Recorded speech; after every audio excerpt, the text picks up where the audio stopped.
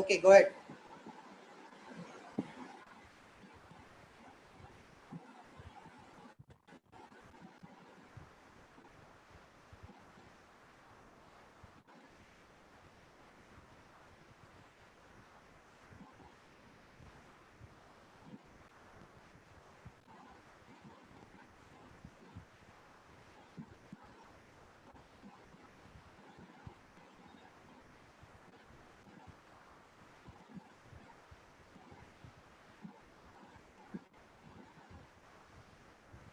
Good morning, good afternoon, good evening. Happy Bringling. Myself, Anshav Jain, founder of Bringle Blended Meetups and Bringle Blended Learning Platform. We are currently present and having an organic reach in 141 countries. With this, we are looking forward for a great session today on emotional intelligence and gamification, which is highly required and important post-COVID scenario. I would like to request Sharmila to kind of introduce a little bit about herself and then take it forward.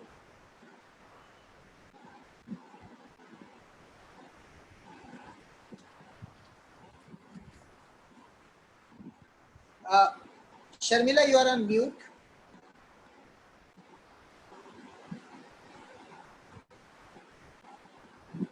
Good evening, I am Sharmila here.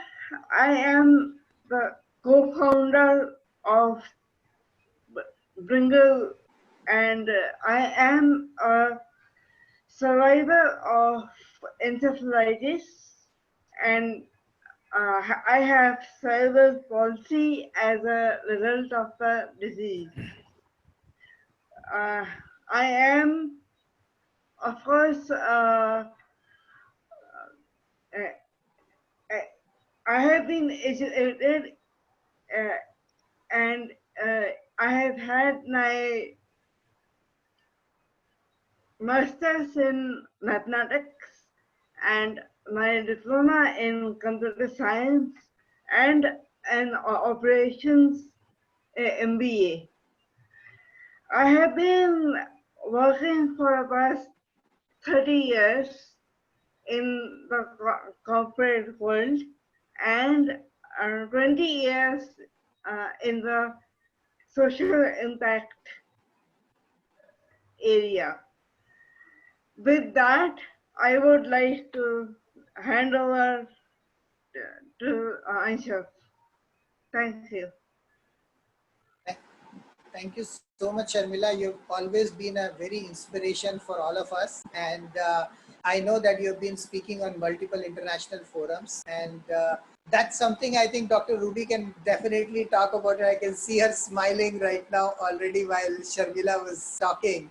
But I think I would request Dr. Hari to kind of little bit talk about Vision Digital India. What is their mission? How about this series which we have started on digital, making the virtual world alive? And what is your vision, Dr. Hari, on this? Thank you, Anshul. And thanks to Dr. Abhay Kumar, the Honorable Vice Chancellor, IAC University, Himachal, and Dr. Ruby from all the way from Switzerland. Thanks for accepting our invitation to be part of this digital transformation series, which is happening now, right now. And welcome all on the Zoom link as well as through our Facebook link. And my name is Dr. Hari Krishna Maram. I'm a digital brand ambassador and chairman Vision Digital India. So we at Vision Digital India, today a special day for us. We are celebrating 13 years of journey, providing digital skills to all. So in this journey, what exactly we are doing is we are bringing digital skills to universities and colleges and trying to help students to get a better jobs on the emerging areas like artificial intelligence, data science, analytics, digital marketing. So all these emerging areas, we collaborated with some of the best companies of the world like IBM, Microsoft, Amazon Web Services, that is AWS. So with this collaboration, we are working closely with a large number of universities in India, as well as in other countries in Asia, to provide digital skills to all the students. And through this webinar series, we are trying to bring some of the educational leaders from across the globe to give their thoughts on the digital transformation, on the view on the digital transformation. Because now, today, if you look at globally, we have 1.6 billion students are unable to attend the regular classes in the classroom. And hope you are seeing today, the Times of India, the business, the front page talks about the valuation of Baiju. So the edutech companies are the future. The edutech companies are creating the wealth, as well as same time, a lot of opportunities to the people to reach digitally, globally, with the same efforts, with the same energy. So with this, I think I welcome on the behalf of entire team, our today chief guest as well as the key speaker. Thank you. Thank you, Anshul, for providing this opportunity.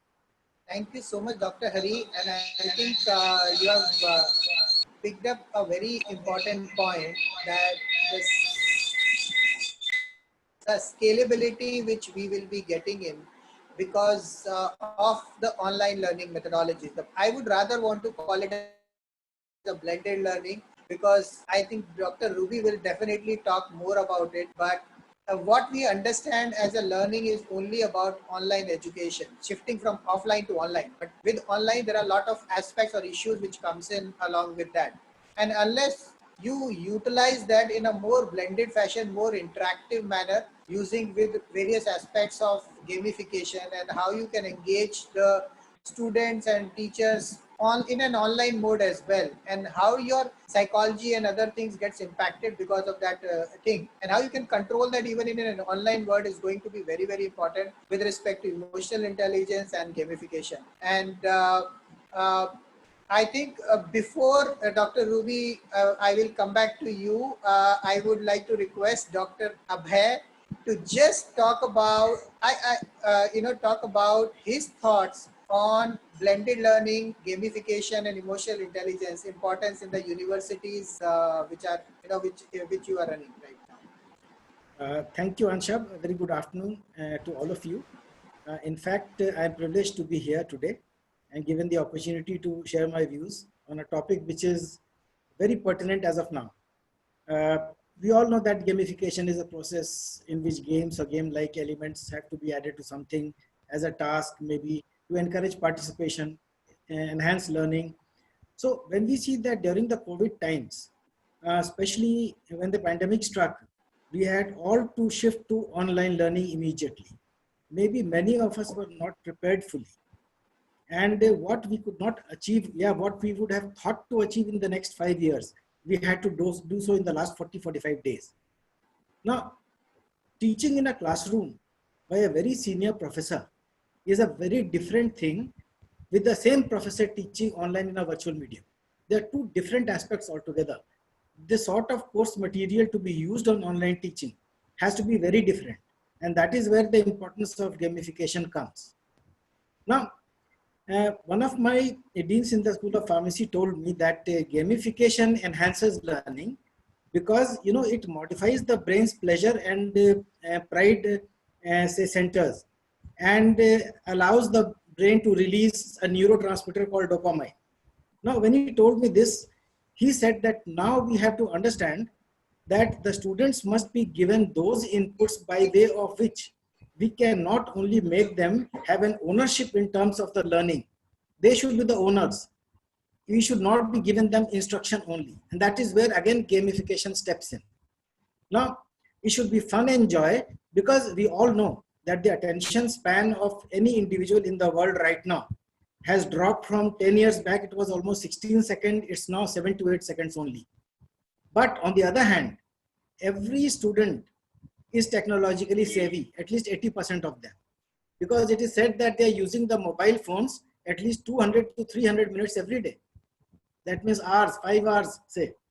So we have to be clear that once these mobile sets are there, once these gadgets are there, technology has already stepped in, online learning has gone into it. We have ourselves, while building the timetable and making the course curriculum for the online teaching, which was started just about 4 or 5 days after the lockdown at IEC University, we have introduced these facets into the, whether it was synchronous, asynchronous, or whether it was online learning, whatever methodology was used at that point of time, we use the say tenets of gamification in that.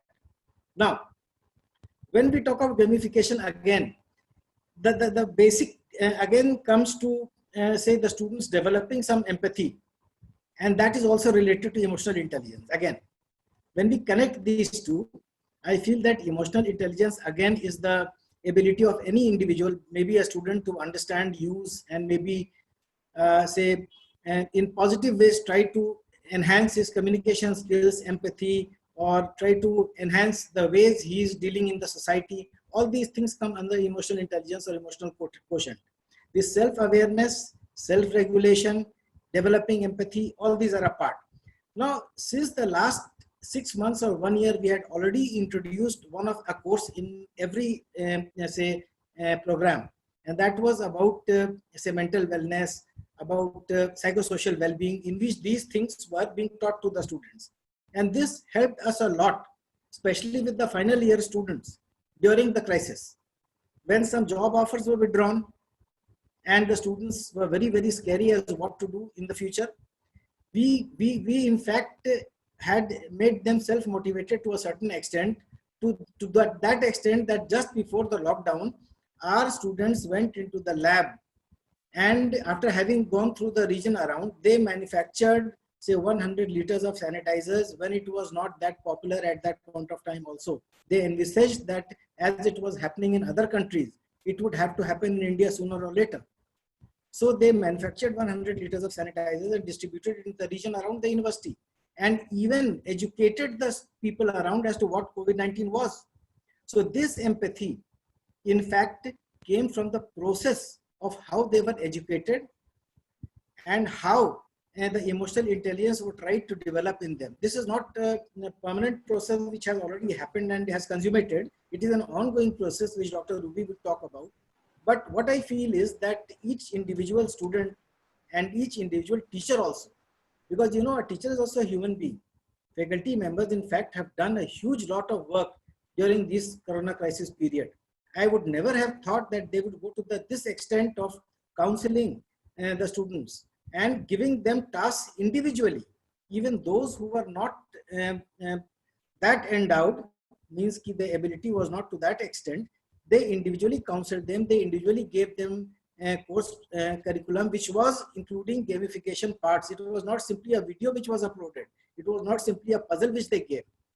They incorporated it somehow or the other after looking at the websites, after looking at Google, trying to find out what gamification techniques could be used. So they are doing their best, though they were not properly equipped for it. So to make them properly equipped, I think we have to have an expertise of Dr. Ruby with us. So I think I close my 10 minutes with this, and we would request you to go ahead with the program. Great, very good. I have actually linked empathy and a real-time experience with emotional intelligence. It's a real good example and a real-life example which one can share. So thanks, Dr. Abhay, for sharing that wonderful experience. And I would like to request Akhila to introduce Dr. Ruby and what are her achievements.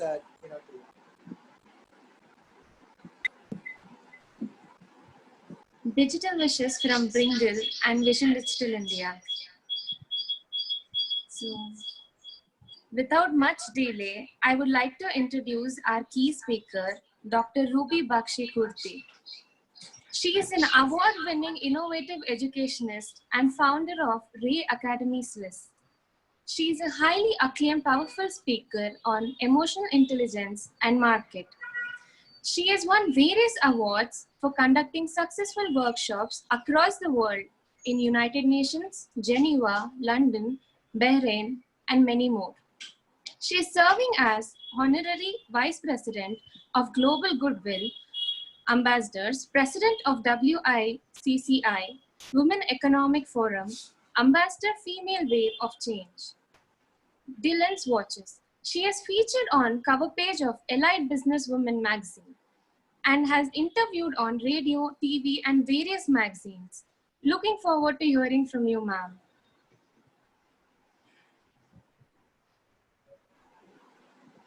Thank you so much, Akila, for such a wonderful introduction. I'm just in awe of it.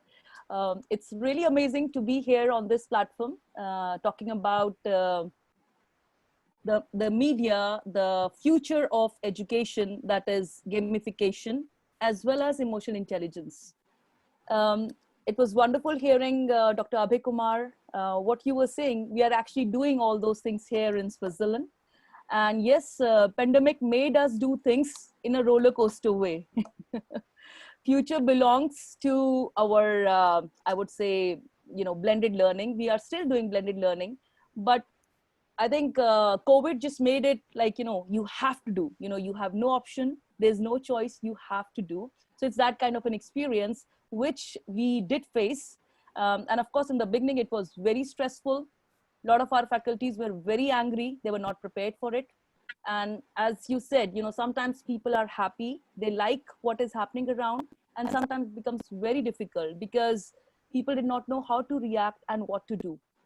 So yes, it was a very, very difficult phase when it happened back in February this year. The faculties, the students, everyone was like in a state of distress and anger, what needs to be done and how it needs to be done. And it's there where we talk about emotional intelligence. When everything is like topsy-turvy, you don't know what to do, there you need to connect emotionally. Even if we are living in a technological era, we are talking about AI, artificial intelligence, but don't forget, you have to have emotional intelligence, because only if you have emotions, you can connect and make things work. And that's what we are going to do today. We'll be talking a little bit more in detail about how you can combine emotional intelligence and gamification. So as you said, gamification itself is something where we need blended learning. We need to use something which is fun. Sometimes when you're in classrooms, and especially these days when you're sitting in front of the camera or your screen, it becomes very boring and very tiring. A lot of times, people complain about backaches, eye problems, headache, because you're just looking at the screen. So gamification is something that makes it fun. And at the same time, you learn better, you understand better. And you don't think of going to the classroom as a burden. You don't think it's gonna be a boring process or a long process. You look forward to. And that's what is gamification, that it should be done in such a way that you have a bit of fun and of course, learning as well. It should not be just fun. So when learning is fun, it makes things overall a more memorable experience. And that's where we as educators need to have emotional connection with the students, just to see that everyone is there with us. Because sometimes we have, everyone is unique. Sometimes some people understand like this, these are the rules, these are the games, and you're into it. But sometimes some are like kachwe ki chal. They take their own time to understand. But when we say kachwe ki chal, they take their time to understand, but they're quick because everyone wants to win. Is there anyone who doesn't want to win when you're playing a game? Of course not. Everybody wants to win. Exactly. Everyone wants to win. And that's what is emotional intelligence, to make sure as an educator or as a trainer that you have all the people with you. You're not just thinking about one person who is an achiever or who is the one who's opening the mouth a lot or who's moving up this race faster and faster. We need to make sure that everyone is there. And that's where we talk about blending the two, emotional intelligence of the educator, to see that the whole class is there. They are all with you. All the students are there. Everyone is understanding the games. Everyone is understanding the rules and regulation. Everyone knows what needs to be done. Because, here, we deal with international students. So we have to be very careful. Even if the rules are in English, English is not the mother tongue of everyone. So we need to make sure that everyone understands what needs to be done, what is the time, and how they are going to achieve what needs to be achieved. So just as you have objective that needs to be done, you try to blend it with the objectives of the class. So whether it's science, mathematics, business, any field, or learning a language, any field, you can mix the thing together so that people enjoy and people pay attention. Because these days people get bored very quickly. Millennials, they lose attention very quickly. I mean, my son is always complaining, what do I do? I'm bored. So we need to keep them connected. We need to keep them engaged. You know, once it's done, they're like, okay, what next? It's done. What next? It's done. So just as the kids of today's generation, they need to be in the classrooms. Same is for the people in higher education or in universities. They need to be there with you, both mentally and physically. Because physically everyone is there, but we don't know whether they are there or not. Even right now, you guys are sitting in front of your screens. Virtually, I can see how many of you are here. Thank you, Anshav. I can see how many of you are here with me because you are there. Like, you know, you are concentrating, you're talking.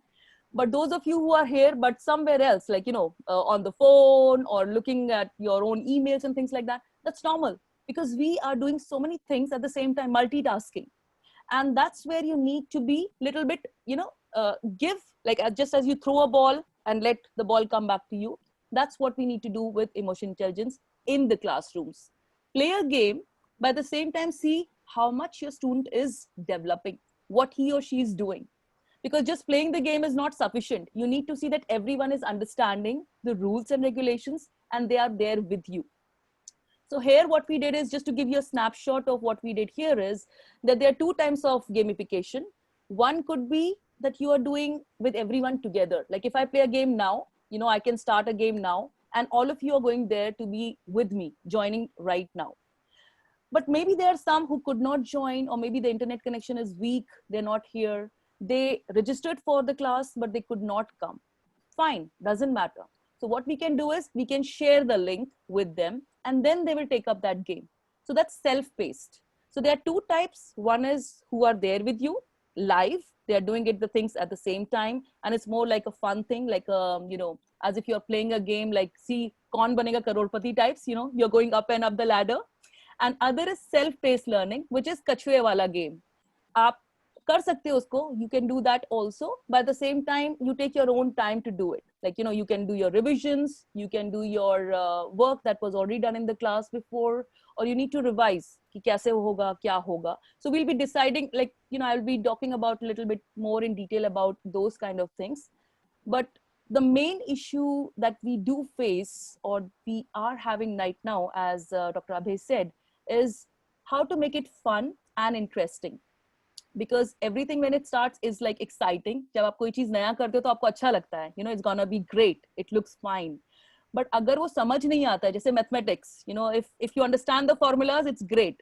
But if you don't understand the formulas, then you do nothing. You lag behind. And that's exactly what we try to do by blending the two together. How you play the game, but play the game with people together. So, I mean, we'll be talking a little bit more in detail. I think, Anshav, you can take over now and talk a little bit more. And, you know, like this, it will be fine and more accelerating as we go into the details of the program. Yes, thank you, Dr. Ruby. I think wonderful way you have explained the gamification and the importance of emotional intelligence. We are actually realizing this pressure right now in the online schooling, especially with the children. And we generally have this virtual storytelling session, and I think we were talking about the same. The 10-year-old children, two storytellers, they actually do this every Sunday. So tomorrow is their session. And what we have realized is, and I think it's specifically from a gamification perspective, they always give this storytelling. And, you know, they used to do this. It is very interesting. But the most important part we like is the activities which they make us play. And even the adults like us, you know, we kind of get engaged so much into that. And these are all learning activities. And, you know, we probably have a half an hour or 45 minutes of storytelling, but we keep on playing for 1 hour, 1.5 hours, those games. And these children brings these games from, I don't know from where. It's such an interesting aspect. So similarly, if we can kind of do it within the model of a gamification and how the blended learning works, is definitely going to make it more and more interesting. I would actually want to, kind of play a small video, a 5 minutes video, which is basically about a little bit concept about Bringle. So we actually created a video of a second anniversary celebration of Bringle. And what is the virtual reality, what is little bit of a blended learning, what we are doing it in the schools. So maybe this is the best time for us to kind of just showcase about it. If I'll just share my screen, just give me a moment, and then we kind of go through it. And before that, I would want everybody to kind of go into the link bringleacademy.com/workshop/148. You can check the link here. The price is $6.99 and $10. However, because of Dr. Ruby, you can use the code RUBY100. You will get 100% discount, and you can get a special session with her in a detailed way how emotional intelligence, blended learning, gamification is going to change the education world. So please go and check, register yourself now. We will be starting the session after we go live. We'll go back away from live offline. And the link is, again, I'm repeating, bringleacademy.com/workshop/148. You can also go to bringleacademy.com under live classes and go to the series Making the Virtual World Alive. And you can register there on the session 5 with Dr. Ruby on emotional intelligence and gamification. So please go and register there.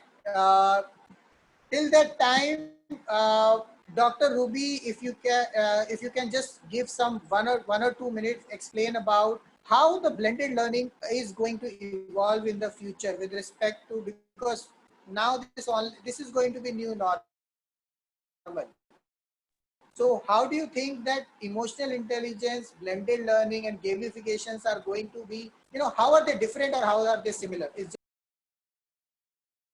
Well, when you talk about blended learning, just the term, it's like, you have to blend the two. Like if you're just saying a story without any description, there's no picture, it's not meaningful. People don't pay attention. So if there is a story and there are pictures there, it's audio as well as visual, people pay more attention. People like to see those kind of things more. So that's what we do in the classrooms here. And since I teach HR, human resources, I think it's a very theoretical course. So I thought, this is the way that I started doing it a few years ago. I think I have been doing I have been using gamification for last 2 or 3 years, roughly 3 years. And when I started it, some people thought it's just, you're just having fun. Are you really studying in the classrooms? Because when you are revising or when you're using these kind of tools, it looks like people are just having fun. They're laughing. When students are coming, they're laughing. When they're leaving, they're laughing. So it's like you have to keep them engaged. And this is only possible when you blend theory with practice. And blending theory with practice is possible. It's possible for any course, as I said in the past. It's possible with any course. What you need to do is you need to find various learning platforms which are available. Like, I use Kahoot a lot. It's a wonderful platform, learning platform, www.kahoot.com. And it has things for kids, like really small kids, to, higher education people as well. You can search any topic that you want to, and you can have the information on it, like, any kind of quiz. And if you become, if you sign up, you can also create your own quizzes. Like if you're teaching something, like for example, Dr. Abhay, if you're having in your university, some professor is teaching, say, chemistry. So if he or she's teaching chemistry or physics, he or she can create his own quiz, whatever he did in the class that particular day or that particular week. So like this, students get to know, like, whatever they did in the class in a more like, open-ended questions as well as closed-ended questions. You can time it as well. So if you have like the 4 things are, so 1, 2, 3, 4, and you have to choose one, that takes 20 seconds. So you put it on 20 seconds. But if it's an open-ended question where you need to say, what is the formula for this? How do you get this? What is the result? What is the evaluation and stuff like that? Then you time it a little bit more. Like if you are timing it higher, students have their own time to write about it and feel comfortable. But as I said, for emotions or for empathizing with the students, it's important that you as a teacher or you as an educator needs to see how much people are understanding what has been given. It's not something like if I say, Anshav, can you do this? Do this. So I'm assuming Anshav will do because I told him in front of everyone. But did Anshav actually understand everything? That's a question mark. We don't know because, I just told him, but he did not respond instantly. And that's where you need to think about EI.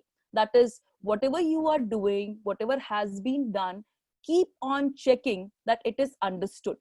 Keep on checking that the other person also understood what needs to be done and how it needs to be done. And then there are some people who are a little shy or who are not very quick or who are not very fast. So there we use something as Nearpod, Nearpod. So Nearpod is something which is more self-paced, like you can take your own time to understand the concepts and keep on going on a higher level. Just as we have leather boards or badges, the more you do, the higher you go, those kind of things. So same is here. So Nearpod is something like you can go on a ladder by taking each exercise or each topic. And once you get a master's or once you get some certificate or some badge, you go on a higher level. So these two, they club very well. And then there are other things like where you express, like these are more like, where you can check the levels or revise for your classes. And then there is other one which is called Padlet. Like if I'm asking something to you guys and I share the link, if I say, what is emotional intelligence? So right now we are using chat window because we are all sitting here. We can, using Zoom. So you can write, I want everyone to write what is emotional intelligence. You have 2 minutes. So you can use it over here. But when you're in the classroom or when you are doing virtual learning, which most of us are doing right now at present scenario, you can just share the link of Padlet. Padlet is also a very amazing tool where people can write their own ideas and then it comes up. Like, if all the people, if I share the link, all of you will write on it and it will boom, be up there on one page. So every time when you have a class, you as an educator or you as a trainer can share the link and people write it at its real time. Everyone is writing and it is showing on the board. So it's something that is not hidden. It's very transparent because today's generation, we want to know why and we want transparency. The more transparent you are, the more are the chances that we develop together. And Padlet, these three are very good tools. I think, the more and more you will see, the more and more you will enjoy, using technology, but in good limits, not high. Like, excess of everything is bad, Anshav. So Absolutely. it's the same thing. It's, as we say, excess of everything is not good. So excess of even technology or these kind of things is not good. We have to have the right balance. And that's where EI comes into picture. Yes, Anshav. Yeah, so I will just want everybody to just, I'm just sharing the screen again before we play the video, just for the people that they go and register because we are going to have another, probably half an hour, 45 minutes session on detail with Dr. Ruby. And do not miss this opportunity to more about it. Please go and register at bringalacademy.com/workshop/148. Use the code RUBY100, RUBY100, and you'll get 100% discount on the session 5 on gamification and blended learning. So please register over there on emotional intelligence program and we'll be seeing you there. For our viewers, we will just want to share, what we have been doing as last 3 years now and how we have celebrated our second anniversary on 20th May 2020. Along with Vision Digital India. Thanks, Dr. Hari, for the same. And today we are celebrating 13th anniversary of Vision Digital India. So we will talk a little bit about that. I would like to congratulate Dr. Hari on the same as well. Want to play this again and we will just for the viewers.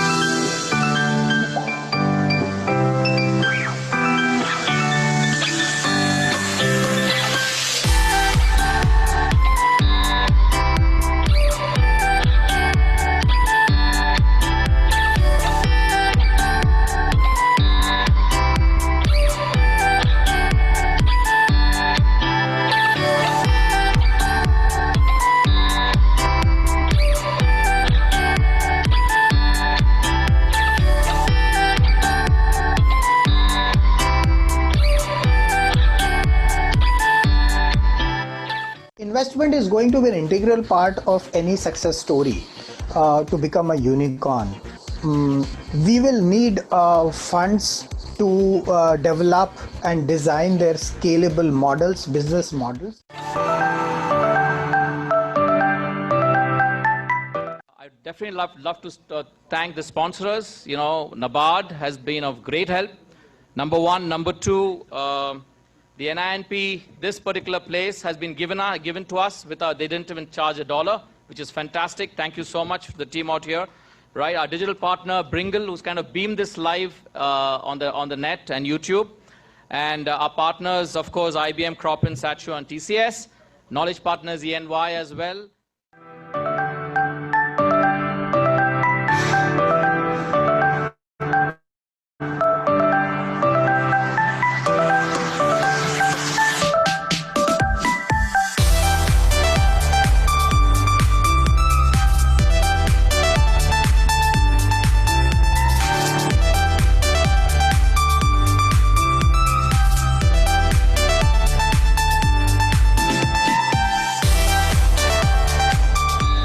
This is hashtag 21 Days Business Sustainability Challenge. What is it all about, Anshav?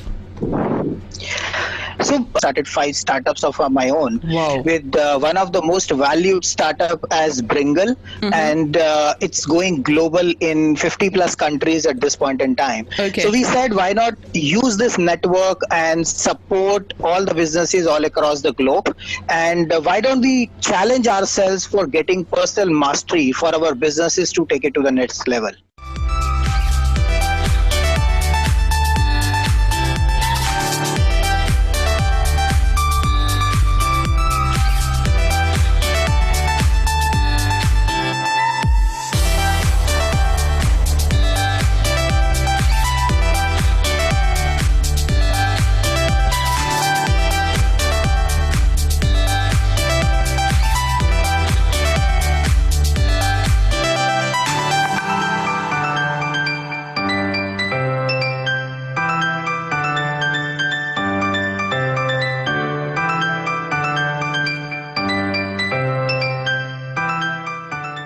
Technology in agriculture is not new, but typically it has been genetic. That means it is breeding and things. The information and computer technology has not been that widely used, but today with IoT, with the reduction in price,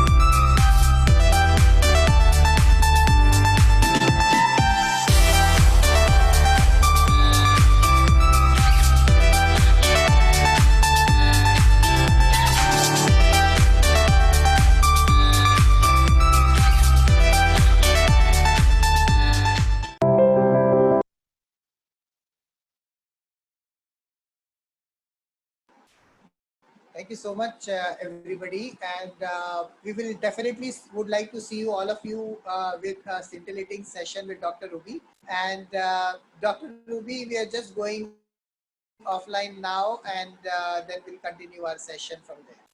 Thank you so much for being there, and Dr. Abhay, Dr. Hari, everybody who is there.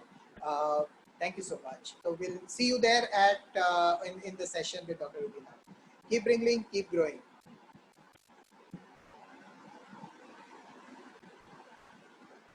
Medication for almost all my education career. So I used to have problem keeping awake.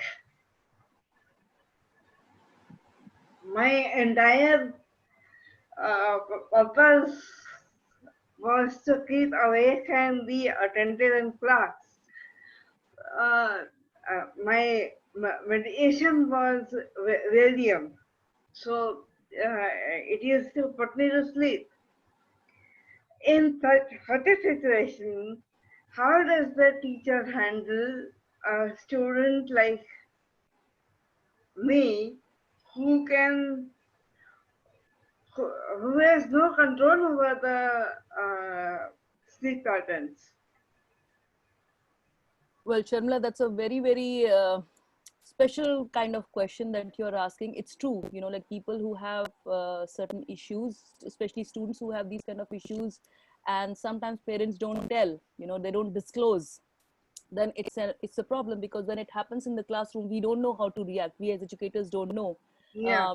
Because when I was a dean of a college here in Surwal, it's like a finishing school for girls from royal families, you know. So we had people from this Tata and, you know, like Oswal Mills, all these big things, big people from India. Some of the big families from India were also there. So what used to happen, these girls would come here, but if they had some kind of sickness, or if they had some special things which needed attention, parents would not disclose, especially people from Gulf countries and India. You know, Asians and people from Gulf would not disclose. Whereas people from, you know, Europe, they would tell, like if she's diabetic, she has type B, or she has fits, or she doesn't have control over her limbs, suddenly it can happen at any time, epilepsy and these kind of things, they would tell. So if the teachers are prepared, they have a set of things what needs to be done. You know, the parents provide the kit over here. I mean, here, at least in Europe, it's like this. They provide with a set of instructions, what if this happens. But for people who did not disclose, sometimes, you know, while it was happening, sometimes teachers are able to, you know, see, okay, maybe it's this, maybe it's this. They're just using their wits, what it could be, you know, because we don't have the history, we don't have the real information what the girl or what the person is going through, because this was an all girls school. So I'm telling my experience from that point of view. But as you ask this question, for this, especially if it is already known that a person is having this kind of an issue, Yeah. she is taking this kind of medication, I think then from the school authorities, there has to be a trained teacher, you know, who can take the necessary action in time of crisis when it happens. Because if it is not known, or the teacher is not having the knowledge of what is happening to the student, then of course it might delay in the response action, you know, what needs to be done. So I think the very first thing, as I have already told in a lot of my talks, we need to change the mindset, how people think. Whenever it's something like, you know, which we don't want to tell other people, or we don't want to disclose to the people, or want to keep it hush hush, what happens is we miss on the information. You know, we don't want to tell, my daughter is suffering from so and so, my son is having this kind of problem. So that's where parents need also to be educated and change the mindset. If there is a problem, it's fine, you don't have to hide it, you need to find a solution, how we can make it manageable. That's what needs to be done here. Yeah, I teach at Mumbai University myself. Mm-hmm. So I had a blind student with me, and we had to take care of certain things with her. Mm-hmm. So I have done that myself. But 50 years back, teachers were not aware. So that used to be a problem. Unfortunately, when we hide things, it doesn't lead to finding a solution. That's the problem. Uh, Actually, even insensitivity, I would say, because my condition was not hidden anywhere. But yes, there were insensitive teachers as well. But yes, mostly it was a very good career, I would say.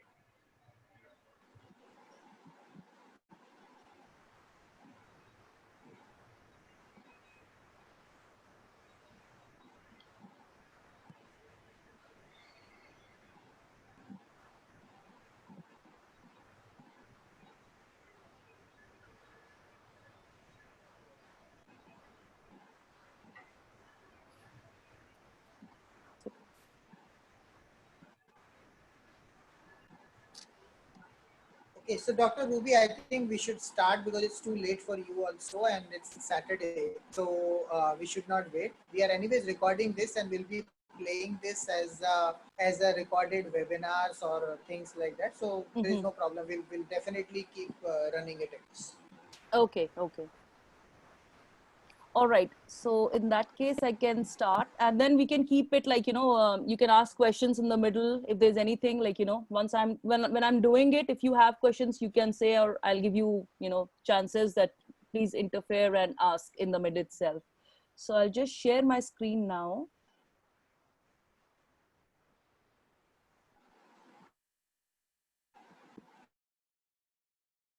Okay. So as we were talking about just few minutes ago, when we say impact of emotional intelligence and gamification, and as it is the future, it is something that we all need to understand and adapt instantly, rather wasting time and leaving it for the time to take care of. It doesn't happen. And for this, it is very, very important first to understand, as we always say, to understand the core things, emotion intelligence and gamification. First, we need to understand what it means. So if I ask the typical thing of what is emotional intelligence, the very, very basic thing, very, very basic question, what is emotional intelligence and how do we understand how to deal with it? So if you see the literal definition, it is understanding your own emotions, what is going on within you. Each one of us is born with a certain IQ. That's why we say this person is so intelligent, he has high IQ. Or this person is not so intelligent, he has low IQ.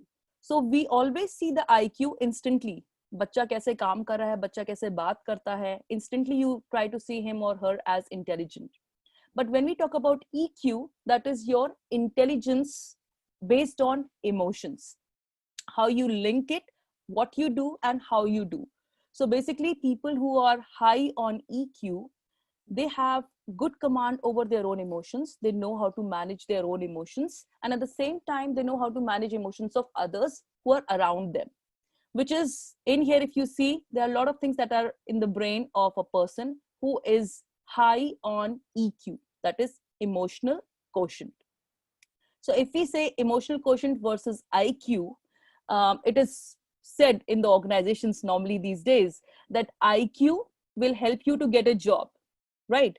IQ is like a good at entry level. It will help you to get a job, but it's EQ that will make you go higher in the ladder of your organization. In the hierarchy, you go higher when you know how to connect and what to do and when to do. So that's emotional intelligence.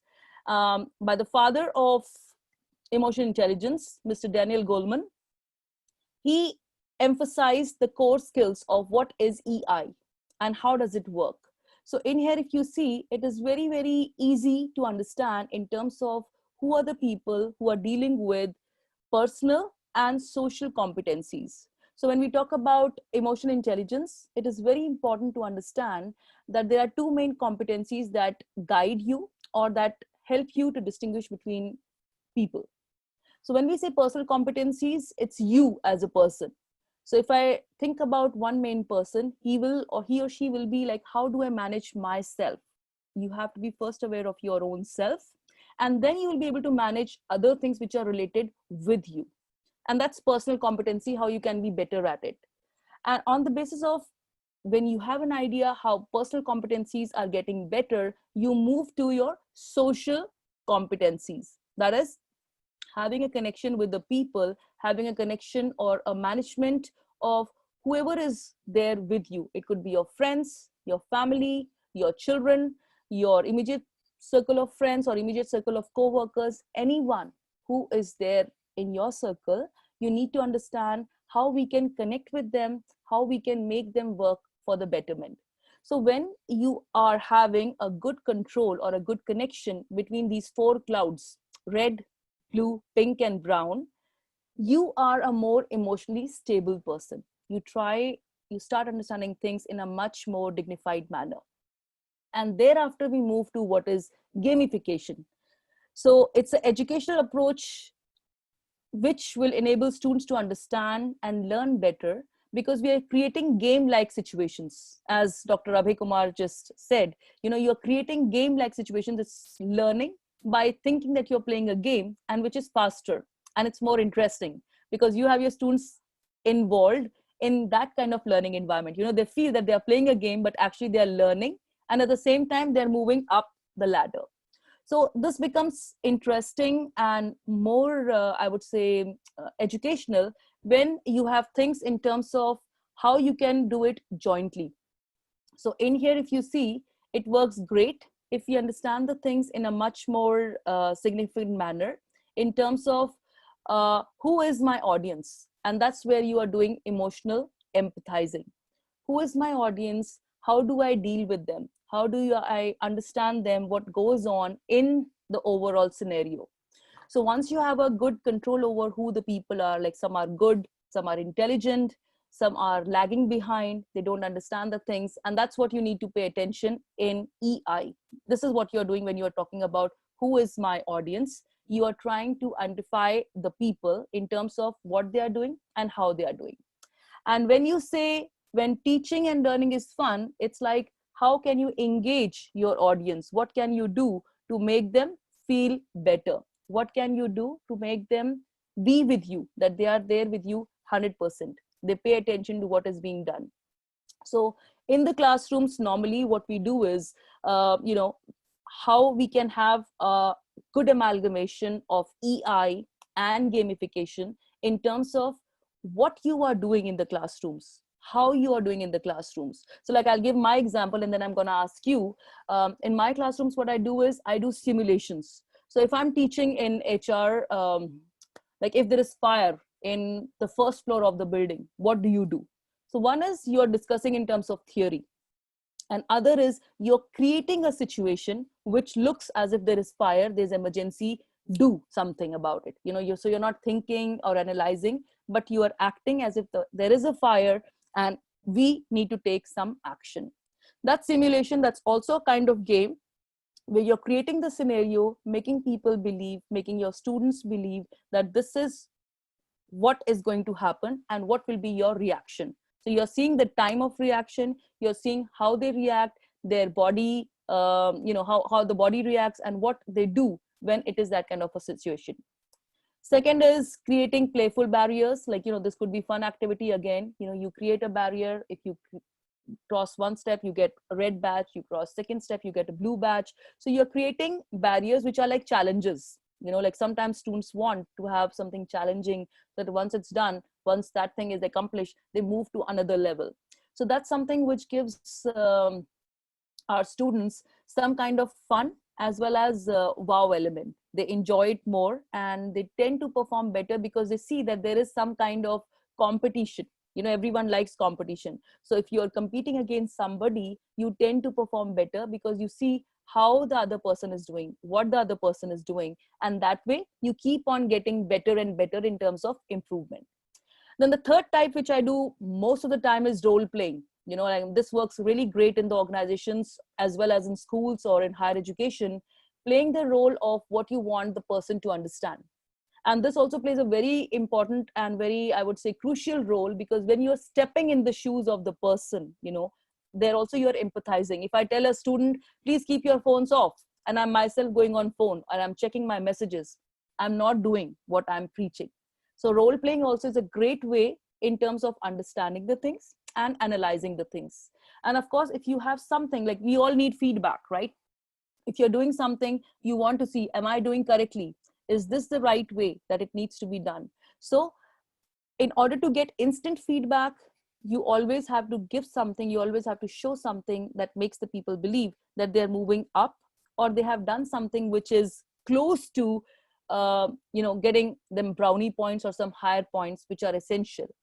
When we are doing these things, all these kinds of exercises, make sure that you have your audience with you, you have your students with you. This comes very handy, especially in classroom teaching, where some of the times there are laggards who are not there. So they lag behind because they don't understand the rules. They're not there with you while playing the game. They're not there because they did not understand how to do it. And that's where you as an educator needs to step in. Don't just leave them on their own, Because if them, you leave them, they may or may not be understanding everything and they lag behind, which causes frustration. जब तक आप जीत रहे हो, जब तक आपको समझ में आ रहा है, you are having fun, you are happy about it. But the moment you start losing, or the moment you start lagging behind, or you're not achieving the ladder, how it goes from A to B, B to C, then you start complaining. अरे क्या बेकार है, कुछ नहीं अच्छा है, teacher बेकार है. Instantly the blame is on the teacher. क्या बेकार lecture था, it was not anything that I was thinking about. क्या बेकार पढ़ाते हैं, instantly you can easily point fingers at the other person because क्या जाता है उसमें, they are not losing anything. So in here, it is very, very important when you need to see that everyone is there with you, and at the same time, they're understanding what needs to be done and how it needs to be done. So this is a board which helps in understanding how gamification works, especially when we're talking about education industry. So in here, if you see on the left, we have 5 common mechanics on here. You can see on the screen. One is a very simple way of ranking, like points. What are the points for each good thing? You get a point. If you're not able to achieve that goal, you stagnate. आप वहीं रह जाते हो. But आपने एक चीज अच्छी की, you keep on going higher and higher. Then there are badges, red badge, blue badge, golden badge, silver badge. So again, these are the ways that show your achievement level visually. When you see the colors visually, it gives you a sense of achievement. You feel happy. You feel excited that you're going somewhere in the rat race. The levels and leaderboards, they go hand in hand. The more you keep on competing, the more you keep on going higher, you can also be on a podium. Maybe you collected a lot of points, you accumulated a lot of points. But towards the end of the term, which normally here in Switzerland is 11 to 12 weeks, first week you are higher, second week you are lower, third week you are high again, fifth week you are somewhere in the medium. So it's towards the 11th or 12th week, you actually know where are you on this podium. When you have sports, it's always nice to wear the, the medals. You are on a platform, number 1, number 2, number 3. So this is just to give a sense of achievement that you did something amazing and you have been recognized for that. And of course, the millennials or the generation today, they always want some challenges, something which is keeping them occupied, which is keeping them on their toes. And that's what is challenging us, to compete and keep them engaged all the time. So this is from gamification point of view, how it works, what you need to do, and how you can make it manageable. On your right, we have the emotional thing. If everything is given, everything is told the way it should be done in a methodical way, everyone is happy.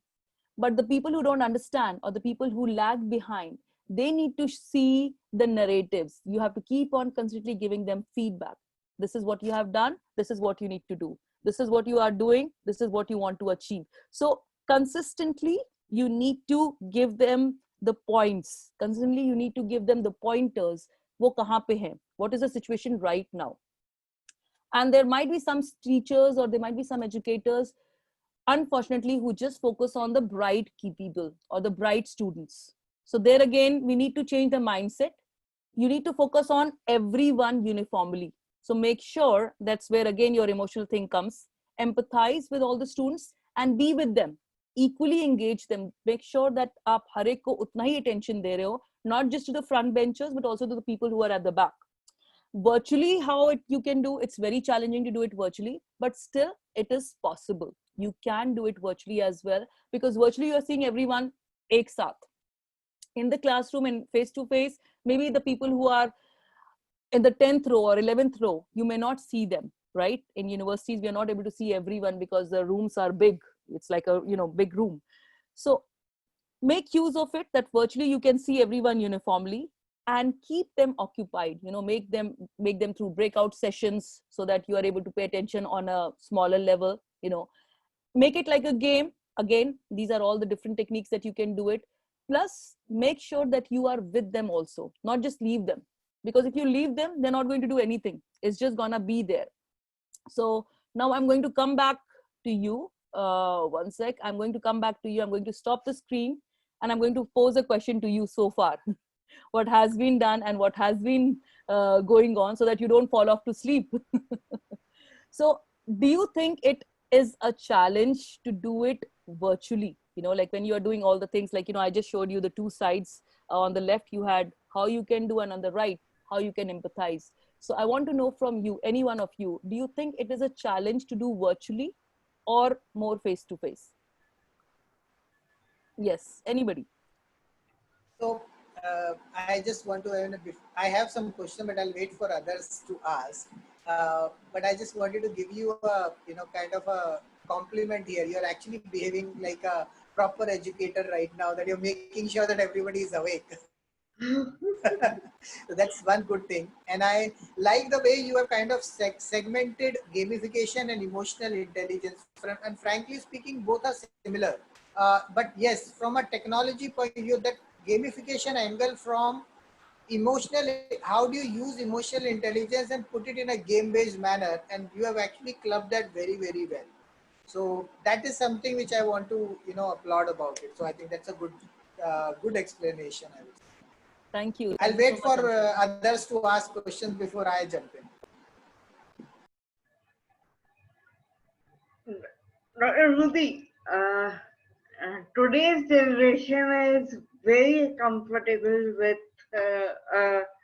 screen and learning. Maybe I would want a classroom also along with this.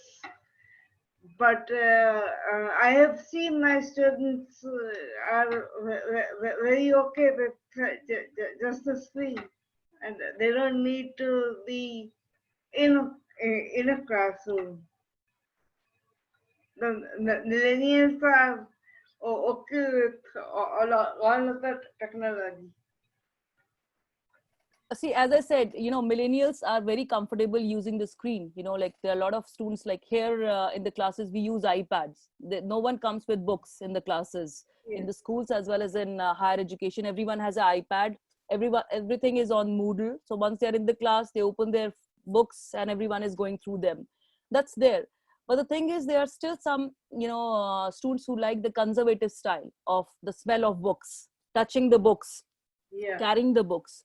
So here we see most of the Asian students, they always want to ask, and they always ask us, can we have a book? We miss the book in hand. I want to highlight the things that I'm reading because I don't see anything, it's taxing on my eyes.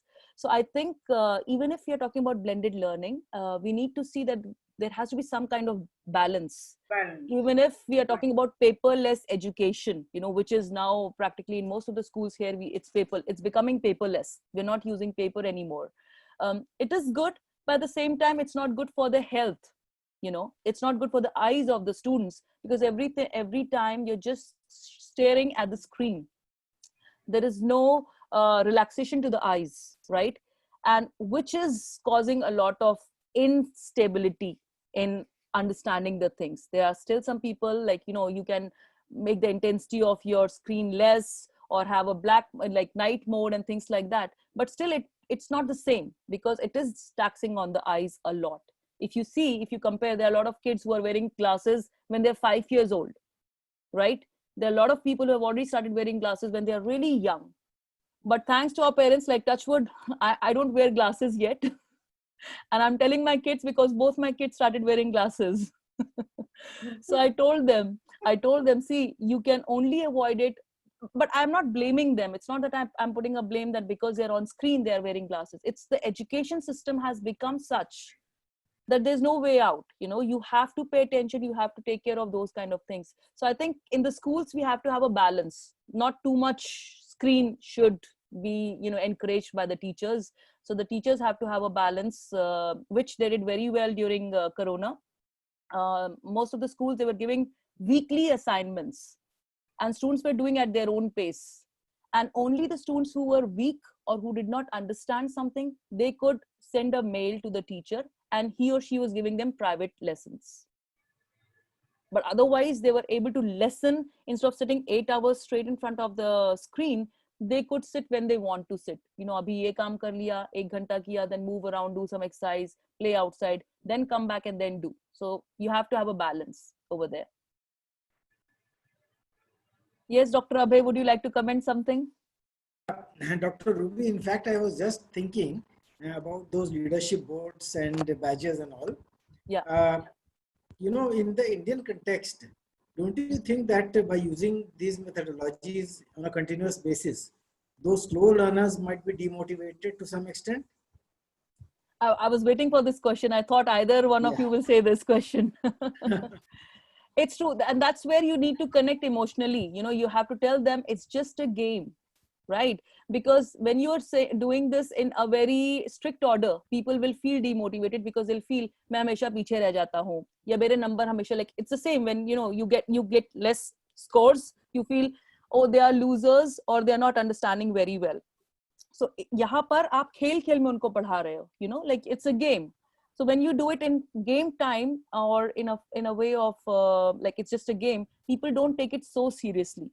And if you identify that there are some who feel that we are always low or we are always getting a low score, then you need to sit with them as an educator, connect with them. Arey, it's just a game. Practice karo, ho jayega, So that's where you as an educator have to motivate them so that they don't take it seriously or they don't get disheartened. This is what I'm doing. Like, I'm not saying just for the heck of saying. It's not bookish. I have tried and tested with my students here. And that's what I'm saying on my experience, that it works. Yeah, But in the great. beginning, as you said, it happened. It happened that some people said, Yeah. Arey, I don't understand. That's why we are not getting scores. It happens a lot. Very true. No, you won't have that question from me because that motivation factor is always there.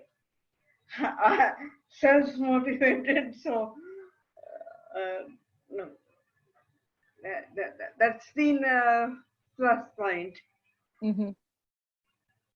All right. So Anshav has written a question here. How do you think educators need to change when it comes to adoption of technology? And how difficult for both students and teachers to engage in an online world? Yeah, so this is exactly, Ansha, what we faced recently, because some of the teachers who had not been using any kind of virtual platform in the past, I mean, I had been giving webinars, but still I had never done it on my level. I've been given webinars for last 5 years now, but I had never used any platform myself because I was invited. So I never used it. I did not know how to cast or how to host a Zoom thingy. So we were trained for it, So it was a very good learning experience. As you said that we struggled, even though I've been using it, but even I struggled because I've not done it from scratch. So what happened is that during this crisis, it pushed all the educators to do things from scratch. Like how it is done, what is the mechanism behind, how is it recorded, because in the past I had been doing, but people were doing it for me. So it's like I go as a speaker, I speak, my thing is done, I share the slides, I'm out of it. But with this, the crisis has put you in a mode of do or die, karo ya maro type of thing. So either you do it successfully and feel, yes, I did it, or you keep on sulking, Are nahi ho raha hai, Are nahi aata hai, I can't do it, it's not possible. So we did have some professors like also because they were not ready to take in and they took a backseat, they took a term off. They said, we'll not teach this term, we'll help. So they stayed home, they did not do anything. There were a couple of professors like that also. But those who did, we got training, we got 2 different trainings, we got boot camps for us. It was working more. But at the end of the day, we are happy because we learned something new. So I think it's all a mind game. Ya to you want to learn something, you want to, achieve it and you move on, or you sit back and say, I can't do it. You have this kind of approach and you learn nothing. It's basically like a gamification within the educators as well. Mm-hmm. That they've achieved the first level of badge, that they can now start online thing, and then they go out to the second level of aspect of feeling that yes, I can do it myself, True. Those kind of aspects which you're actually talking about. True. It was the same for me also. I got my first batch, I felt so happy, like even though I've been doing it, but when I cleared the boot camp, the first level, and everyone was like, come on Ruby, how can you be saying like this? I said, Yuppie, I got my first batch. So I said, it's not about how can you, it's like I used to do those things because there were people doing it for me, but now I'm learning how to do it from scratch, and it's very, it's very fulfilling. You feel excited just like a kid. And that's the beauty, Dr. Abhay, what I was saying, that's the beauty when you do it with the kids, or with your students, doesn't matter which age group they are, they overcome that think of insult or embarrassment because you're doing it like fun thing. But it has an impact if you do it seriously, or people are bullying afterwards. Like if there is a loser, every time one person is losing and the people start cribbing, then it can become something, on another level. But if you're able to control and say that it's just a learning process, just a game, then it's much easier for both parties, and it's it's a fun situation as well. Dr. Hari, do you have some question or any suggestion?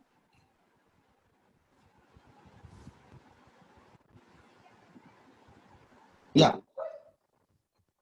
Yes, Ruby, I think it was a wonderful presentation, and I moved 3 locations by the time. So it is a very relevant for today education industry actually. So I think a lot of gamification and a lot of technology changes are happening. I think in these scenario, I think this can play a very important role. Mm-hmm.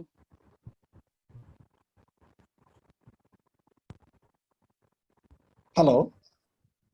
We can't hear you. Hello. Dr. Hari, your voice is sudden. I think there is some challenge in the network. Acha, Dr. Ruby, there's a question from Priyadarshini. My kid is, you can just read it out. Yeah, I just saw my kid is preferring for school learning than virtual learning, but gamification techniques will work well. How to engage the kid to pay attention and concentrate to watch the slides from the online classes for an hour. Thank you, Priyadarshini, first of all, for coming and joining us. Yes, that's something, which most of the parents always ask, especially for kids in that age group. Like, how can we make them do the task and they pay attention on all the slides? Again, it's on the teachers. The teachers need to make it interesting. The teachers need to make it fun, or make it like, like as a sequence that kid is able to, go through it. He or she doesn't think of it as a burden.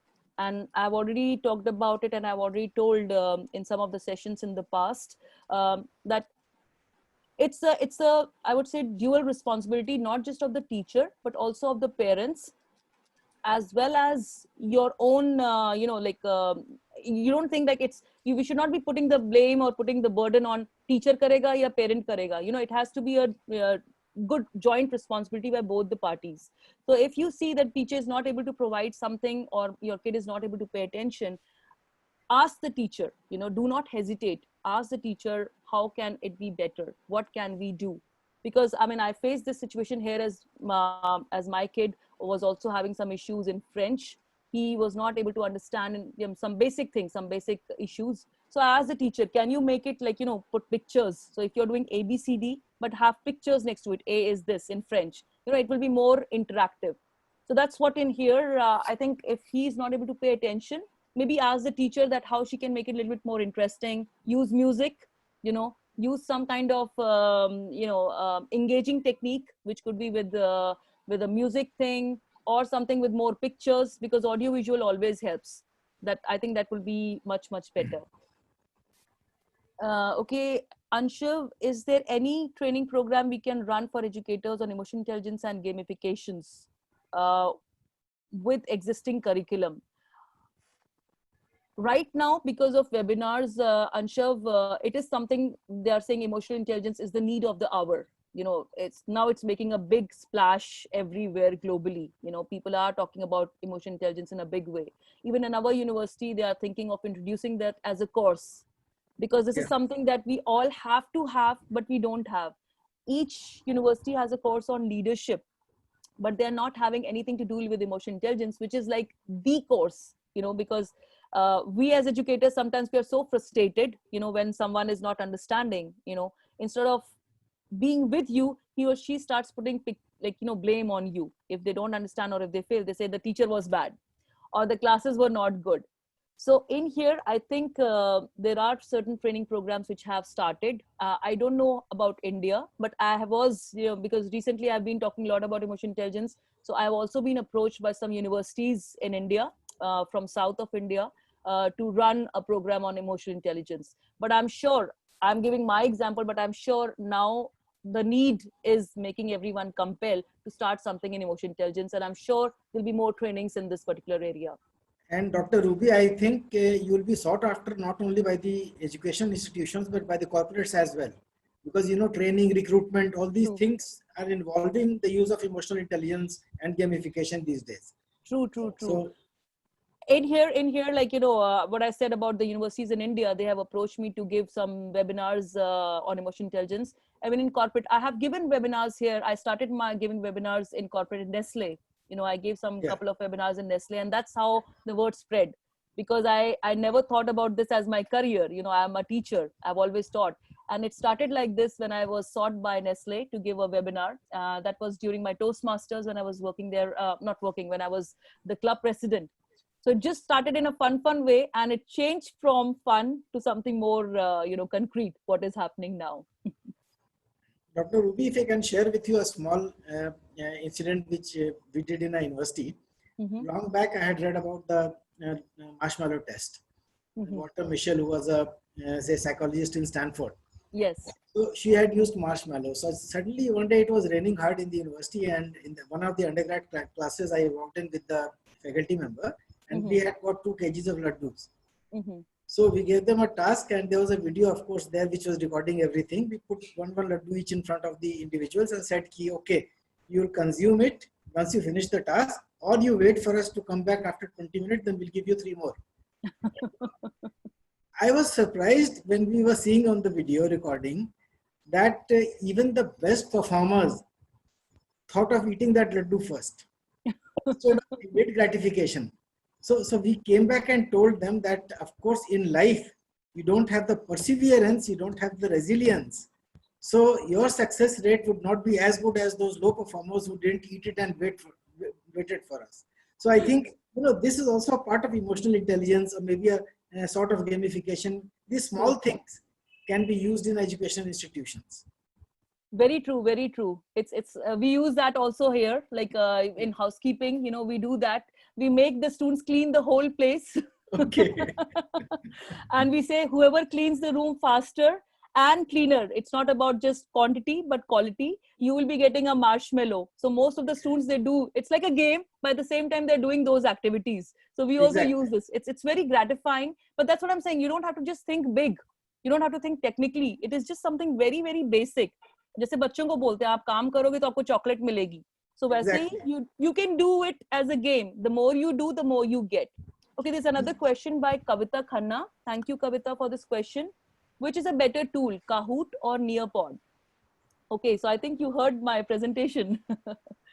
So as I said, Kahoot is something which is, it's like live. When you are giving, like if I give a game, so everyone is doing the game at that same time. So if there are 10 people taking the game, when all the 10 people have answered and the timer is up, you can see who is going up. So it's like live session. Whereas Nearpod is something, you share the link of whatever game you are playing, and it's a self-paced learning. There's no competition. So the thrill is there in Kahoot because you're excited, you're all playing together.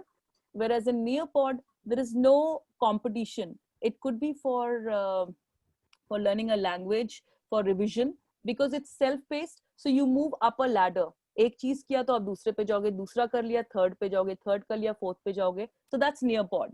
So that's very good for people who don't like competition, or that's good for people who are a bit introverts. They want to take their own time. They don't want to have competition or feel, as Dr. Abhay, you said, they don't want to feel that मैं पीछे रह जाता हूँ या मेरे को marks नहीं आते हैं. So those kind of people, Kavita ji, can take Nearpod because that's also improving learning. You're also enjoying, but at the same time, it's self-paced. Whereas Kahoot is more for excitement. You're learning, you're understanding, and also it is how quickly you're doing. You're not being evaluated on your knowledge. You're being evaluated on your time. Like, how quickly you answer the question. It's like a buzzer round.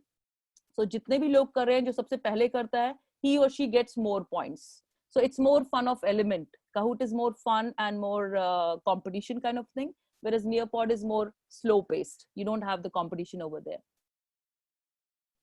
Okay. Sanjay Bhaiya, you have a question. We are under social isolation. How different are emotions virtually versus physical classroom, as you have been both sides? That's a very good question. It's very good in terms of, from emotion intelligence point of view. See, if I'm talking in terms of school, in terms of college, most of the students, they said that we are happy that we can be sitting in pajamas and having classes. We don't have to use makeup, or we don't have to, like for guys, because here in our college, guys have to be well shaved.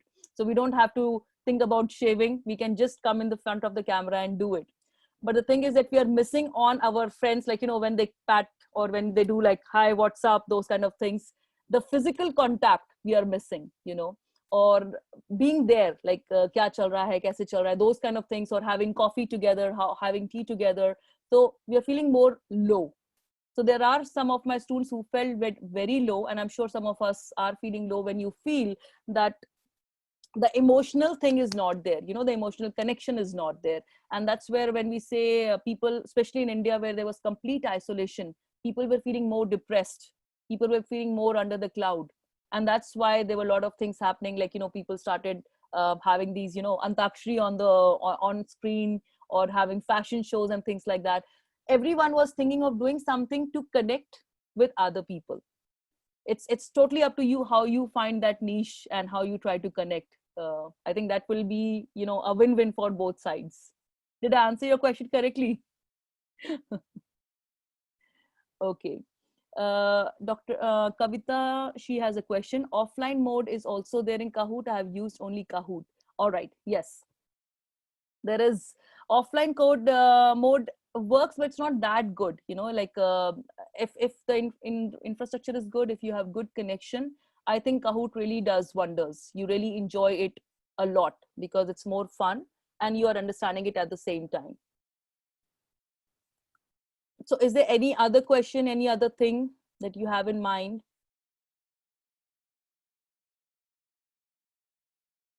Nothing for the moment, I guess.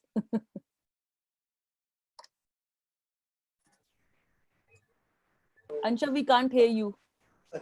I said, I think, in fact, I'm very happy to see the kind of questions which are coming in, and people are really curious to know about emotional intelligence and gamification here. Dr. Ruby, I would want to know, do you have any more slides here, or you're done with your presentation? No, I have more slides, but I thought, like, instead of going slides wise, I thought like people would like to know more, like, in terms of talking, in terms of so I think you can start complete your presentation, then we can kind of quickly close, because I don't want to kind of take too much of your time. You're already not well, so you can complete the presentation. Okay. And I will definitely want to connect with you separately on the training parts which we were speaking about, and how we can leverage that emotional intelligence and spread it out more, on an online and even in the various universities. So we will discuss that offline sometime. All right. So I'll quickly come back. It's like something very basic, but something that really needs attention. Okay. Sure. I'll share the screen again, coming back. Okay. So here is the elements of the game, how the gaming process completely works in terms of dynamics, mechanics, and the components. These are the three main pillars of any game.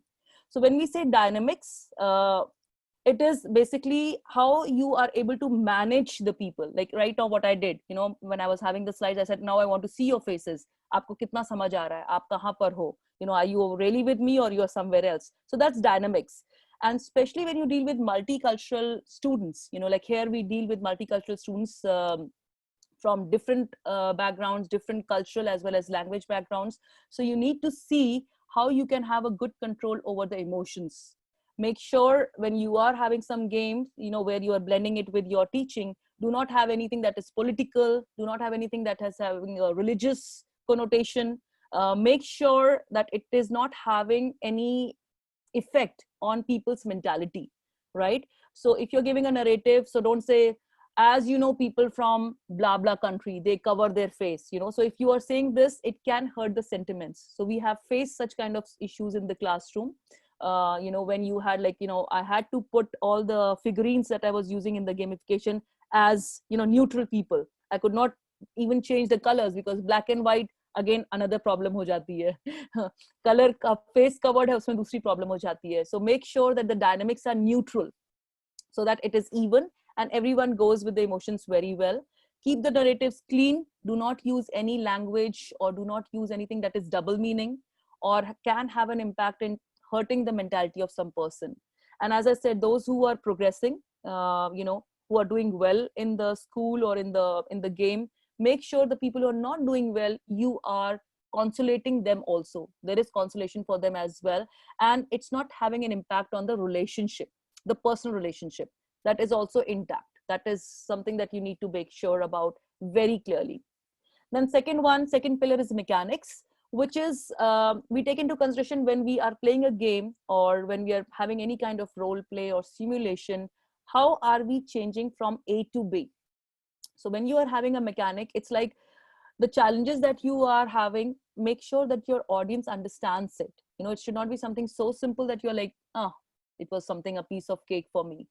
So based on what is the level, if you're talking about university students, if you're talking about corporates, if you're talking about, you know, like people in the kindergarten or elementary or secondary school, make sure that these are taken into consideration because your level depends on who your audience is. So make sure the challenges are on the level of who the audience is, who are the people, and the resources should be really rich. It should be something when people attend that particular class or when people are there with you, they feel that it was rewarding. It was not a waste of time or it was not too kiddish. Because when we say game, some people do say it's very kiddish. So make sure that there is a good shift from one to another situation. Like right now we are 12 people here, but normally like in the morning in one of the sessions when we have more number of people, right, when we have like 60 or more than 100 people, so what I do is I create breakout rooms. So instead of having a lecture of 45 minutes, I keep the lecture for 20 minutes and then we have breakout rooms. So just I give an activity to every group. So, and then I go in the group to check how they are doing. And that's what we do in the mechanics. So if I'm putting you in a group, I'm not going to leave you, okay, Sanjay Bhaiya and Abhayji are in one place. Dr. Hari and Anshav are in one place. Then I'll leave you for 10 minutes and then come back. Okay, what have you done? It's not like that. You as a trainer needs to be with your audience, needs to be with your students all the time to check. And also create an environment in the classroom in such a way that they are not scared to ask you. So if they're happy, they show that they're happy. You know, they are showing their excitement that, yippee, we did this. So the state of victory or default should be equally applauded. Do not just applaud the people who have done well. And that's where your emotional intelligence comes to picture again. As an educator, as a trainer, or as a manager, make sure that you create a safe learning environment in your place of work, whether virtual or face-to-face, so that each of the students are able to share their plus and minus in a better way. They don't hesitate talking to you. And the last one is components. So when we talk about components, it is anything that is heroic. It's a mix of your mechanics and dynamics. So anything that is great, anything that is happening, exciting, make sure that you make it big. You know, like if you're putting them on a podium, so have like a music, or let's give a round of applause to all the people here. Like, you know, make it big. So when you are doing these kind of things, automatically people feel valued. So students try to learn and it motivates them for the next class. Okay, they feel, okay, I have to do well, you know, inside. It's not you who's pushing them. You're not giving them extra marks. It's just your words, how you pitch up those things. Even if you're giving them one chocolate, even if you're giving them something like, jaise aapne bola laddu de rahe hai, right? So even if you're giving them a laddu, you know, that really counts a lot because they feel, arey, hame class mein laddu mila tha. And they'll always remember, you know, whether they are your students now or 10 years later, they'll always remember we got a laddu in Dr. Abhay's class. And that's how the social graph also goes up and down. And in the classrooms where they are insulted or in the classrooms where they don't feel comfortable, they will also remember that with a very bad mouth in the taste. Arey wo bekar. अरे वो सबसे बेकार class थी, कुछ नहीं अच्छा था. Even if the class was good, but because of the emotional connection that they had with that particular person or with their co-workers or with their co-students, it makes them feel connected or isolated. And that's what is component. Anything and everything that gives a bigger and holistic picture to your that scenario while playing the game or while learning that particular text. And we already discussed, some of the challenges, so we'll again come back. I'll again stop sharing the screen, in order to understand what are some of the challenges that people face and how it can be understood better, because this is something, on a wholer level, what happens and how it happens. So this is what I wanted to give you a bigger scenario. And of course, we already discussed some of the challenges before. So these were the slides that I wanted to share. And I had thought that we'll be having a breakout activity, but since we have few people, I think we can, easily gradually close the session, because we already discussed most of the things in the beginning of the session itself. Anshav, over to you. Right, Dr. Actually, I was mesmerized the way you were explaining it in simple language. Not everybody can explain it that well. So first of all, I would like to, kind of thank you that you have come in here and explained that so well. And really a big round of applause for you. The way you have, this difficult topic, which the way you have expressed in simple words, have made it look like that it is the need of the hour, and actually everybody can use it, and everybody should use it, rather, I would say that. And one thing which I was realizing is that, and you gave an example of the physical thing, applauding somebody, that, give a big round of applause. Now that we actually been doing it even in our physical environments. It has nothing to do with the online environment or nothing, something like that.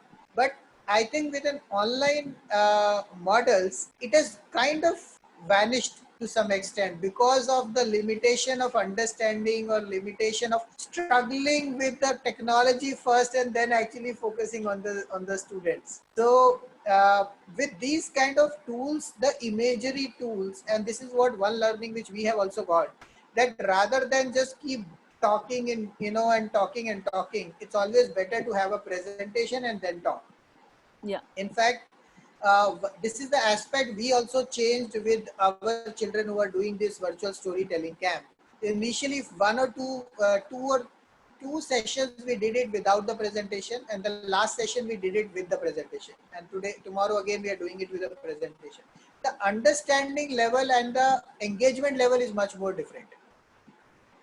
At least people can read out if they are not understood, which is not possible in the case of only verbal, engagement.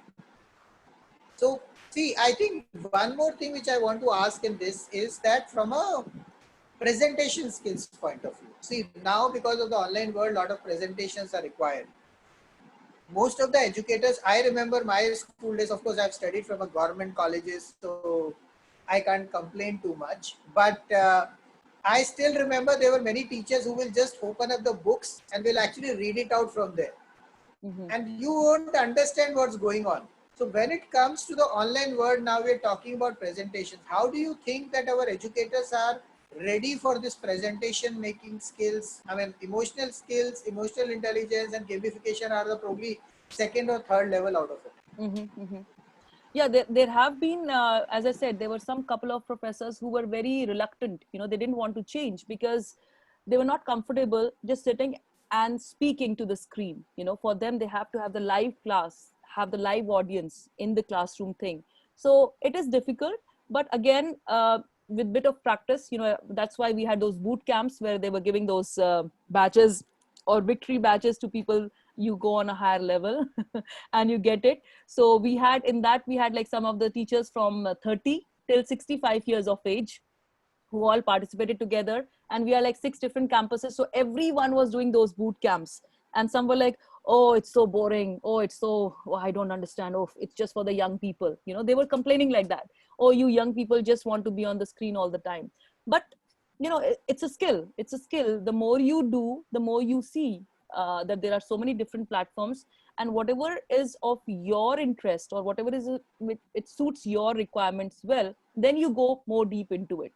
Like for me, Kahoot and Nearpod are like mantras. You know, it's like Guru Mantra, which I have been sharing with everyone, and it's becoming like, you know, in my school they say it's Ruby Kahoot. Because I have been telling it for last 2 years, but this year it became really in because everyone was forced to use it.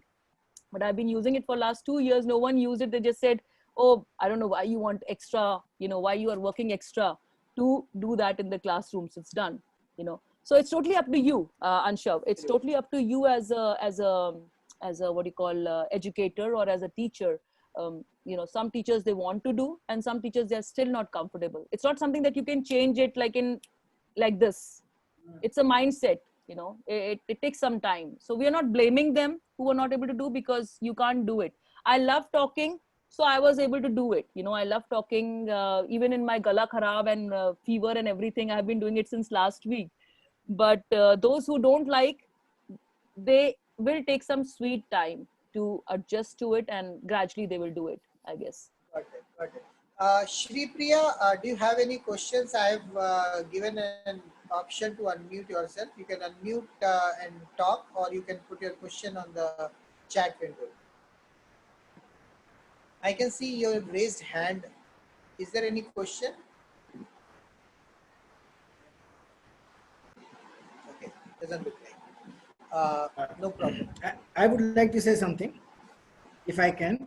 In fact, we have been telling our faculty members, Dr. Ruby, that there is a plethora of information around, so you have to become a facilitator. Don't pass on simple facts, use techniques, whatever you can. Today, I think you have mesmerized us. In fact, the way you have facilitated this entire session, you know, your engagement was such that I did not even think of moving here and there in between. So I must commend and say that you are a wonderful teacher. Thank you so much for allowing me to be a student for today. Thank you. Thank you. It's my honor to have you guys as my students. I'm also very happy to have such Diggaj people sitting in front of me. No, I think it's a two-way thing. Dr. Abhay, Dr. Hari, as you know, it's something like if you're passionate about something, you just want to, like tell people how to do it. Like if you are passionate about I was very passionate about gamification and emotion intelligence, and I've been doing it for some time now. But people were not understanding it. It was taking some time. It took almost 2 years for people to understand. My own batchmates, my own co-workers. Aapko to hum abhi mile hain. We've just met, and that also virtually. Imagine, I know these co-workers for almost like more than 2 years, but they always used to think that it's a waste of time. They would say you're wasting your time, you're putting extra efforts just for 2 minutes of that game, or just that 3 minutes of that activity. But when I see my students, when they reach out to me, when they think, oh, we enjoyed our HR classes, it's just not like that, I have 100% evaluation as a teacher, or getting high, good academician, or best faculty award. These are from the students, because they enjoy the classes. Unhe kuch yaad ho raha hai, like they are understanding something, right? It's not just sitting in the class and looking at the time when it is going to go. So if you're passionate about something, I think it just flows, Dr. Abhay. Yeah, it's not something, exactly. it just happens on its own. Thank you so much. All right. Thank you so much, Dr. Ruby. I think we should now close the session, and we'll definitely be interested to understand how we can leverage our platform, how we can add value to this entire concept of emotional intelligence and gamification. Right. We do have some gamification features on the platform. Probably you would have seen some of the virtual labs as well in the anniversary video which we shared. What I would like to know is that how we can kind of bring in this, the concept of emotional intelligence to a little more scalable, more global level. So we would be happy to work with you on that and take it to a much larger scale. So do let us know if we can add value in any ways from a technology or from any kind of support perspective. Sure. I think we can discuss that afterwards also in a much more detailed way. but it was really amazing. I think the more you talk, the more it goes on. Absolutely. I think it's a time to end the session because अब मेरे गले की band बज रही है. No, you take care, and I think I just want to thank you for your wonderful session. You've already spent almost more than 2 hours now. Thank you so much for that, and thanks Dr. Hari for starting this wonderful series with us with Bringle and Vision Digital India, because this has led us to meet so many eminent personalities. Dr. Ruby, we have met already in our last 21 days business sustainability challenge as well. But Dr. Habe, then other eminent speakers who have been coming in, they've been wonderful. So thanks, Dr. Hari, for introducing all of them to us and bringing them on this platform. So thank you. Thank Thanks, you, Dr. Ruby. Thanks, Professor Abai, for a wonderful and longest session, I think. It is my pleasure. There is only one thing, Dr. Hari, I would like to point out. Yeah. I've been getting a feedback that people are more of the offices. So this is what I'm getting in my message. We can change, actually, looking at the international scenario, because we have a large number of speakers from across the world. That is the reason we kept 6 o'clock. In fact, the last webinar what we had, they have to, they live in New York, so they have to start morning at 6:37. We can think of doing it in the morning, for instance, 10, 10:30, 11, 10 o'clock in the night. But I think definitely we will take your suggestion, sir. We can able to change that. Because just a small suggestion, you'll have to manage. Definitely. At the end of the day, we need people to get benefit out of this. Exactly. Well, anyhow, the links I would be sending to those who have not been able to attend, all those videos and everything, I'll be sending to them once I get it from you. Exactly. Thank you so much. Very much for. Thank you. Thank you, Dr. Ruby. And thanks, Dr. Abhay. I would want to specifically thank you for your presence there and being there for the entire 2-hour session on this and sharing your wonderful insights about your experiences, making it so easy to understand. And I can actually visualize now how your students must be feeling about your learning when they would be, in front of you and actually getting taught by you. So thanks for that. And for the timing part, I think I would just want to add there, we will be completely editing this session and making it as a webinar module. People can watch it, as per their own convenience later as well. And this entire thing will be culminating into a digital book. So anybody who has missed the session, they can join the link of, I'm just writing the link here, bringleacademy.com/course/virtual reality. I'm just writing that out. You can pass on that link to everybody. They can join this community and we will be adding all the previous recorded sessions in this community. Okay, thank you. Okay, and the new sessions they can anyways join accordingly. Thanks a lot, Ansha. You have been a wonderful, moderator, if I use the word rightly. No, thank you, sir. I was just trying to help here. The moderator was actually, Akhila. She has done a wonderful job in introducing Dr. Ruby. And I was actually amazed to see young entrepreneurs like Akhila to come in forefront and doing such kind of things. Akhila, I can see still there. So thanks, Akhila, for being there and doing that, introduction and being there with us for the last two hours. I hope you have also learned something great from this session. I myself have a very high opinion of Akhila. I've told you yesterday also maybe that I've been talking to one of the very senior professors in this department, and he has always been talking so highly about her. One of the best students I have seen. So I think that compliment coming from such a senior professor has some meaning, isn't it? It has some meaning. Akhila, I think praises are there for you, and the success is going to be yours in the times to come. Thank you.